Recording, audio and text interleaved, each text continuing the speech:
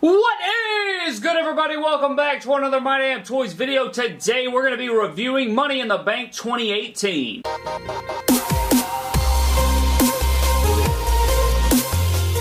Starting things off on the pre-show, guys, we had the SmackDown Live Tag Team Championship match between the Bludgeon Brothers and the Club. I'm very disappointed this was on the pre-show. I didn't even know they were really going to have pre-show matches, and I didn't even know the pay-per-view was going to be 4 hours long, but it was, and this match was probably the best championship match that the Bludgeon Brothers have had, or even the best match they've had since they returned as the Bludgeon Brothers. Very solid little matchup right here. Bludgeon Brothers retained like I expected, and I started off the night 1-0. So Money in the Bank 2018, guys, opened up with Big Cass taking on Daniel Bryan, and I gotta be honest, I did not have very high expectations going into this matchup, but they did surprise me. I actually found myself very engaged during this match. Big Cass actually was impressive. I guess it was because Daniel Bryan was his opponent, but I think they did well in this matchup, and I thoroughly enjoyed it for some odd reason. At the end of it, I was actually like, dang, I actually enjoyed that matchup. So props to Daniel Bryan and Big Cass. I know Daniel Bryan probably carried the whole thing, obviously, but I was impressed, and Daniel Bryan obviously picked up the win like I predicted, and I think that was the right move, and I don't know where Big Cass goes from here, but I was surprised that this was actually a good opener to the show. Next up, we had Bobby Lashley taking on Sami Zayn, and this match was pretty much what I predicted, guys. Just not very much of a match at all. Bobby Lashley just showing off his strength and pretty much destroyed Sami Zayn the entire matchup. Very short match. Nothing that we couldn't have seen on an episode of Raw. This feud has been awful. I hope the feud ends here. I don't want to see another matchup from these guys. I don't want to see these guys continue to cut promos on each other or have obstacle courses or any of that jazz. We just need this feud to quietly just go away and let's forget about all of it. Bobby Lashley won, so that makes me 2-0 on the night at this point. And, yeah, we're moving on to the next matchup. Next up, we had the Intercontinental Championship match between the champion Seth freaking Rollins, one of my favorites right now in the company, going head-to-head with Elias. And this match did not disappoint, guys. Seth was on fire. Elias was on fire. This match was terrific. I enjoyed it a lot. Very fast-paced, very back and forth. I thought there were a lot of great sequences in this matchup. Of course, Seth Rollins continues to burn it down as always, and Elias was a terrific challenger for him tonight at Money in the Bank. A lot of great sequences, as I said. You know, Seth Rollins dove through the ropes one time. Elias countered it, threw him into the barricade, threw him into the post, threw him back inside the ring, and then hit him with an elbow drop. I thought that was a terrific little sequence. Ended up, Seth rolled up. They did like this roll-up sequence back to back to back. Seth ended up finally getting Elias with his hurt knee and all, and this was just a great match. Third match of the night, not including the pre-show here, and this allowed me to go on to 4-0 on the night, predicting this one correctly, as well as Seth retains in a great one. Next up, we had the women's version of the Money in the Bank ladder match. Very entertaining match. We had Becky Lynch, Lana, Ember Moon, Naomi, Charlotte, Sasha Banks, Natalya, and Alexa Bliss. Very entertaining match. I thought this was a great match. The women did a lot of stuff. I feel like this was much better than last year's for some reason, probably because Carmella and Tamina weren't in this matchup. I thought that all the women performed well. I believe that Naomi was probably the highlight to me. She was doing all kinds of crazy stuff. Very athletic chick, just proving why she is just such a great wrestler. I think she's very underrated. People don't give her enough credit. One point in the match, Ember did a crossbody onto Sasha onto the ladder. Thought that was nice. Naomi did a split on the ladder, and then Natalya, like, hit her with like a clothesline to the back of the head, and it looked vicious. I thought that was a really cool one. Naomi jumped onto a ladder while Charlotte and Becky were holding it and clothesline Natalya. I thought that was brilliant. Naomi then hit Sasha Banks with a blockbuster off the apron. It looks absolutely sick, nasty farts. I thought that was a very nice sequence. Then another nice sequence was with Naomi and Ember. I thought they had a lot of great back and forth. A funny part in the matchup was when Lana locked in the Accolade on Alexa Bliss. I just thought that was great. As terrible as Lana is in the ring and just very green, I thought that was very funny. It was a good pop from the crowd, and I enjoyed that little part right there. There was a weird part in the match where Naomi and Lana and Becky, Naomi was on top of the ladder about to get the briefcase, and then Becky came in late and like rushed in a Bexploder on Lana, and it just looked really crazy. I don't know. She like did it real quick and then ran up the ladder. It's like she was too late to the party. There was one point where Charlotte speared Ember onto a ladder in the corner. She went under the ladder. That was a bit shaky as well. And then the ending of the matchup, Becky Lynch literally had the Money in the Bank briefcase unhooked, and Alexa Bliss arrives way too late to the party, and she knocks Becky off. You could tell, like, Becky literally had it unclipped and everything. Then she looks down to see Alexa. I don't know. I just didn't like that little late ending there. But Alexa Bliss ascends the ladder, captures the Money in the Bank briefcase, and Alexa Bliss is your second ever Women's Money in the Bank holder. It totally makes sense. You know, she's probably the best heel in the business right now on the microphone. I wish she would get better in the ring, but she is entertaining. She's good. She has amazing promo skills. Probably the best promo on the women's side of things. But I just feel like she's always in our face. I feel like she doesn't need to cash in for a really long time.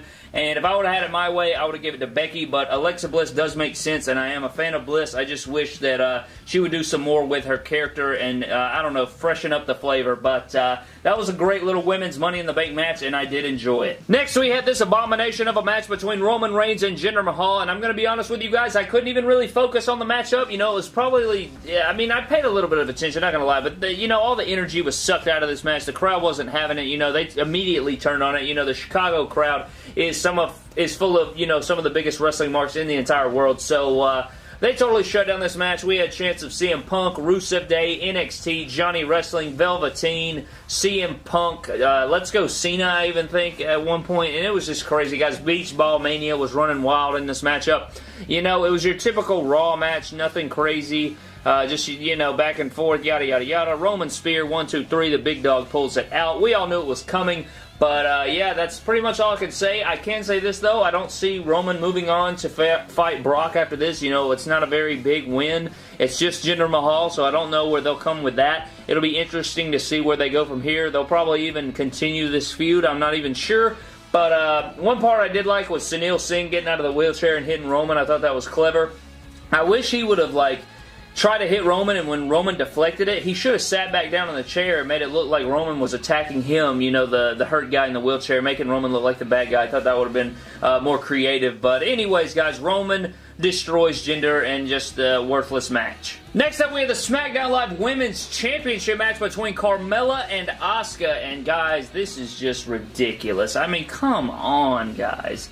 Come on, guys. This is just terrible. You take the best thing in the women's division in Asuka. You already have her lose to Charlotte like an idiot instead of giving her the ride all the way until WrestleMania 35, which would have been way better, way more creative.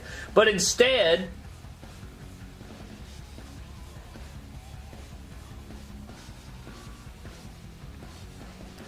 you have this bastard show up, cost Asuka the match, Carmella retains, and James Ellsworth, I guess, is back in WWE. This is freaking ridiculous, man. I don't like this dude. I was so glad when he left.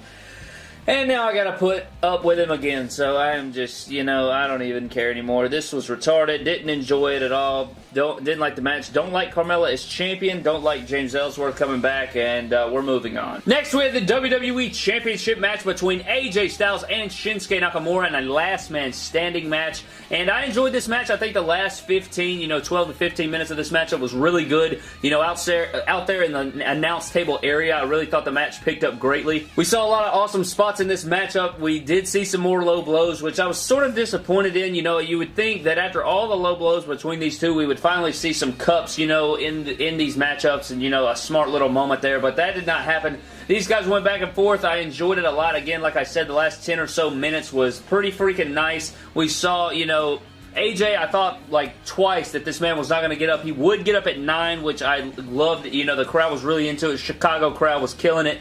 I really liked that. We saw a phenomenal forearm to Shinsuke, a Styles clash off the steps to the floor outside, a kick to the nads, and then finally a final phenomenal forearm to Shinsuke through the announce table, puts him away, and I think that makes him like 0-7 when going for the WWE Championship, which is very sad. But he gets no more rematches, guys. He needs to move on to something different. I don't know where he goes from here. But I don't even know who the #1 contender is going to be after this. Like, who is the most hype coming out of SmackDown? It'll probably be someone from the Money in the Bank match. But I enjoyed this match. Again, it took them a little while to get into it. But once they did, guys, they delivered. And I appreciated this match. And I think that AJ was the right person to win. I agree with it. I didn't want to see Shinsuke win. And I think AJ winning this thing was the right way to go. Next up, we have the Raw Women's Championship match between Nia Jax and Ronda Rousey, and I liked this match a lot, actually, guys. I thought it was pretty solid. You know, they came out hot. I was very interested in it. Ronda, I think, did really, really well. You know, she had a few miss-ups, but, you know, it's expected. It was her second match in the WWE ever, and my God, it was going crazy, guys. I was really into it. I was like, oh my God, is she going to win? Is she not? Whatever, you know, working the arm of Nia. And Ronda looked really great, and then all of a sudden, out of freaking nowhere, here comes Alexa freaking Bliss taking out Ronda Rousey with her Money in the Bank briefcase. Decks Ronda Rousey, decks Nia Jax, and she's just, you know what I'm saying, she's just wailing on them both, just freaking wailing on them, just destroying them with the Money in the Bank. There was one part, though, where she was, like, swinging it at Nia, and it was sort of sissified. I wish she would have hit the shit out of her, you know, make it believable. But anyways, she gives, it was a weird cash-in, guys. Like, Alexa Bliss comes down, she hands the briefcase to the ref, but she's sort of hesitant about it, and then the ref just takes it out of her hands. It was like, I don't know if it was supposed to happen or something. So she cashes in, and she hits Nia Jax with a DDT. She hits Nia Jax with the Twisted Bliss, and my God, the person that won the Money in the Bank is already the Raw Women's Champion. So Alexa Bliss is a 5-time Women's Champion now, and your new champion. I don't know where they're going from here, but I enjoyed the surprise factor. Didn't expect to cash in tonight, and Ronda Rousey impressed me, and Nia Jax actually impressed me. So I like this segment. I like this match. I like the cash in, and Alexa Bliss is champion. And last but not least, we had the men's Money in the Bank ladder match between Finn Balor, Bobby Roode, The Miz, Kevin Owens, Samoa Joe, Braun Strowman, Rusev, and a member of the New Day. The member of the New Day would end up, in fact, being the guy that I wanted to see in this matchup. It would end up being Kofi Kingston. Kofi Kingston would do some great things in this matchup. I was thoroughly impressed with his performance, as, you know, not very surprising at all. Kofi Kingston is an absolute beast. But here we go. Starts off, everyone jumps Braun, buries him on the stage with a ladder, a bunch of ladders, in fact. Kevin acted like he was going to splash Balor through the announce table, but he ended up not being able to. Kofi did a cool trust fall to the outside, taking people out. Balor then would flip over the top rope, taking everyone out. Then Braun Strowman would recover from the pile of ladders, take on Finn Balor from behind. Rusev, Joe, and KO would then triple team Braun Strowman, and they were trying to put him through a table with a ladder. You know, KO would make the climb. Strowman would then fight out of it and climb the ladder and chunk Kevin Owens off this massive ladder off to the side of the stage, sending him through a table off the side of the stage there. Braun would then choke slam Kofi Kingston onto a stack of ladders. Braun would go on to run through a ladder that Finn and Roode tried to use and took them out. It was a very sick spot. They were running up the aisle, and Braun just ran straight through the freaking ladder. It was freaking insane. Joe would then stop Braun from winning the matchup. Rusev does a stack-a-lade. I thought that was hilarious. He had like Miz and Kofi stacked on top of each other, and Corey Graves called it a stack-a-lade. I thought that was beautiful. Joe gets the clutch on Rusev. Then we had a coup de grace to Bobby Roode from the top of a ladder. Very sick coup de grace. I don't know how I didn't kill Bobby Roode. And then the bullshit happened, guys. Braun freaking Strowman wins the men's Money in the Bank. Tell me why the hell Braun Strowman needs the men's Money in the Bank briefcase. I don't understand this booking at all. Why wouldn't you just put the championship on him when he had, you know, 2 or 3 title opportunities before this? This is supposed to be a briefcase that elevates mid-card talent like the rest of the field here, but, you know, you take a guy like Braun Strowman. I think that Braun Strowman and Samoa Joe were literally the only guys that did not need to win this thing, and they screwed the pooch. The only guy that I literally would have been very, very unpleased with winning won the damn thing in Braun Strowman. I just think this is ridiculous. I didn't agree with it at all.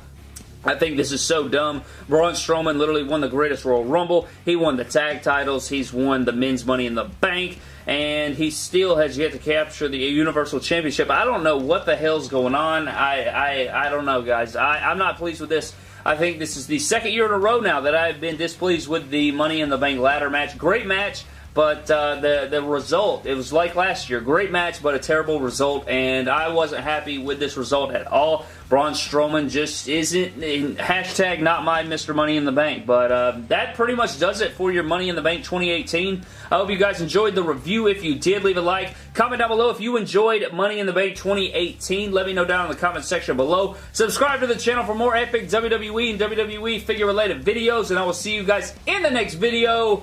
Thank you.